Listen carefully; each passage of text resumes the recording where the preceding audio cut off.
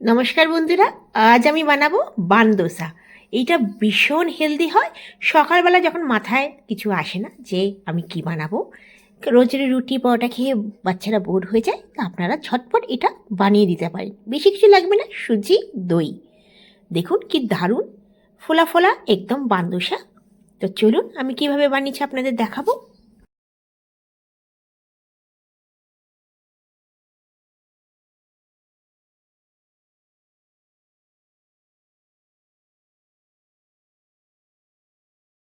প্রথমে আমি 1 কাপ সুজি নিয়ে নিয়েছি। আপনারা কম বেশি করতে পারেন, 1.5 কাপও নিতে পারেন, 2 কাপও নিতে পারেন। এতে আমি দই দিয়ে দেব চামচ, 2 চামচ দেখুন ভরে, মানে ধরুন 1/2 কাপের মতন আমি দই দিয়ে দিয়েছি। একদম ঘন দই দিয়ে দিয়েছি। এরপর আমি এর মধ্যে 1/2 কাপ জল দিয়ে দেব। 1 কাপ সুজি, 1/2 কাপ দই, 1/2 কাপ জল দিয়ে ভালো করে দেখুন এটা মিশিয়ে নেব।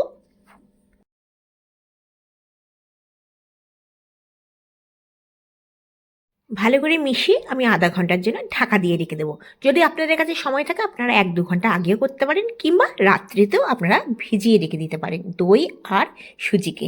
তাহলে আর সকালবেলা ইনো দেওয়ার দরকার নেই, ওইটা আপনার ফুলে যাবে। আচ্ছা, ততক্ষণে আমি ফ্রাই প্যানে একটু রিফাইন অয়েল দিয়ে দিলাম।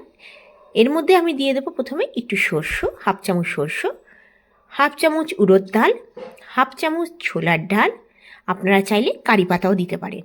আর একটুখানি 8 থেকে 10 সেকেন্ড একটুখানি ফ্রাই হয়ে যাওয়ার পর আমরা দেবো এর মধ্যে একটা পেঁয়াজ, ছোটো ছোটো কেটে নিয়েছি, পেঁয়াজ দিয়ে দেবো। আপনারা চাইলে এর মধ্যে একটু গাজর কুচি, শিমলা মির্চ কুচি, আপনারা মনের মতো সবজি দিতে পারেন, একটু টমেটো কুচি।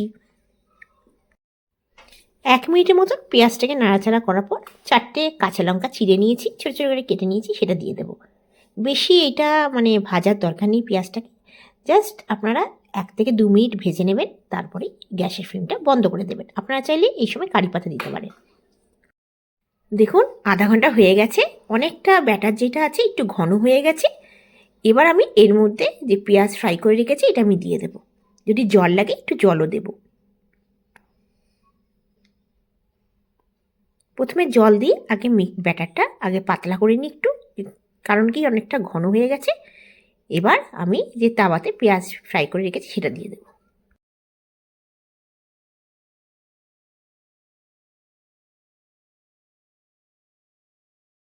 এই বানডোসাটা দারুণ লাগে। আপনারা চাইলে এই বানডোসাটা আপ্পে মেকারেও বানাতে পারেন, সমস্ত সবজি দিয়ে দারুণ লাগবে। একটুখানি জল লাগবে, 1 চামচের মতো আমি জল দিয়ে দিলাম, দিয়ে ভালো করে ব্যাটারটা নেড়ে দেবো। এবার এর মধ্যে আমি নুন দেবো, নুন আমি দিইনি, এবার আমি নুন দেবো। আপনারা চাইলে পেঁয়াজ যখন ভেজেছিলেন সেটাতেও নুন দিয়ে দিতে পারেন। নুনটা আমি স্বাদ অনুসার নুন দিয়ে দিলাম, দিয়ে ভালো করে এটাকে নেড়ে দেবো। ভালো করে নেড়ে চেড়ে এবার এর মধ্যে ইনো দেবো।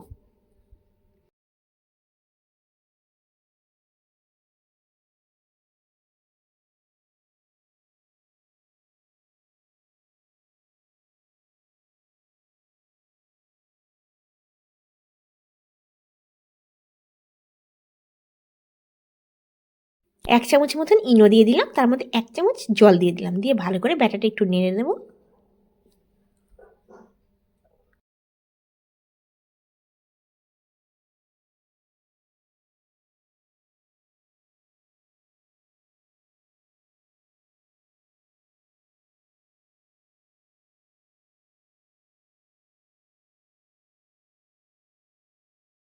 এবার আমি 1 হাতা দিয়ে দিলাম। আহ, আপনারা চাইলে আমি এই ননস্টিকের এরকম ছোট্ট দেখে একটা কড়াই নিতে পারেন। আমি ননস্টিকে ইউজ করিনি, আমার কাছে অ্যালুমিনিয়াম ছিল, আমি অ্যালুমিনিয়াম করলাম। আপনারা চাইলে কড়াইতেও এটা বানাতে পারেন। দেখুন এইটাতে আমি বেশিরভাগ ডাল ছোক দিই, মাথায় সম্বাদ দিই, পেঁয়াজটা শুকনো লঙ্কা বড় কড়াই না লাগিয়ে ছোট একটা এর মধ্যে ডাল বানিয়ে নিই, কখনো অমলেট বানিয়ে নিই এইটার মধ্যে। দেখুন আমি বান্দোসটা দিয়ে দিলাম, আর 2 থেকে 3 মিনিট লো ফ্লেমে একদম ফ্রাই হয়ে যাবে। আপনারা কিন্তু গ্যাসের ফ্লেম একদম হাই করবেন না। 1 চামচ আমি উপর থেকে ঘি দিয়ে দিলাম, দিয়ে ঠিক 2 মিনিট পর আমি এটাকে উল্টে দেবো।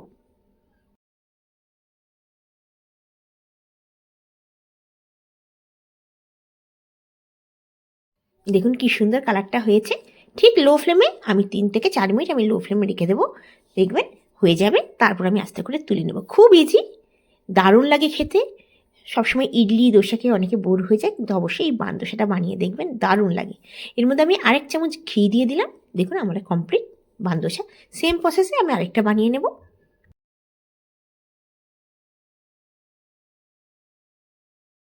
এক সাইড হতে 2 থেকে 3 মিনিট লাগে। আমি ঘি দিয়ে দিয়েছি, আপনারা চাইলে রিফাইন অয়েলও দিতে পারেন। দেখুন উল্টে পাল্টে নিলাম, ওপর থেকে একটু ঘি দিয়ে দিলাম। এইটা টমেটোর চাটনির সাথে, ধনেপাতা চাটনির সাথে দারুণ লাগে। দেখুন কি ফুলেছে।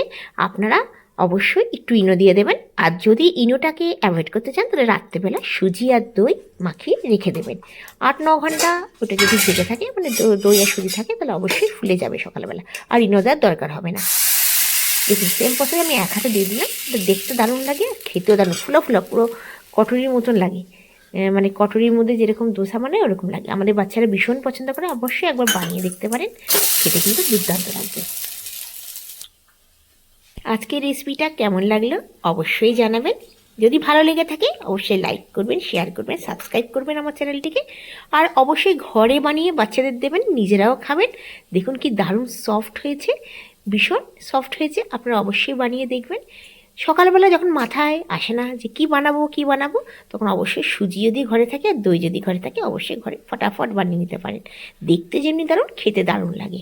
অবশ্যই টমেটোর চাটনির সঙ্গে কিংবা ধনেপাতার চাটনির সঙ্গে বানিয়ে নিতে পারেন। আমি দেখুন ঘরেতেই ধনেপাতার চাটনি বানিয়েছি। এর ভিডিওটা আমি আর দেখালাম না। আমি ধনেপাতা, নারকেল, বাদাম, লঙ্কা, রসুন দিয়ে চাটনি বানিয়ে নিই। চাটনি দিয়ে কিংবা সস দিয়ে দারুণ লাগে। আপনারা বাচ্চাদেরকেও টিফিনে দিতে পারেন, হেলদিও, স্বাস্থ্যকর।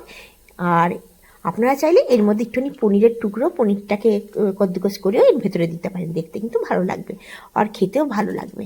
আপনাদের ভিডিওটা কেমন লাগলো অবশ্যই জানাবেন। কোথা থেকে দেখছেন আমাকে জানালে আমার ভীষণ ভালো লাগবে।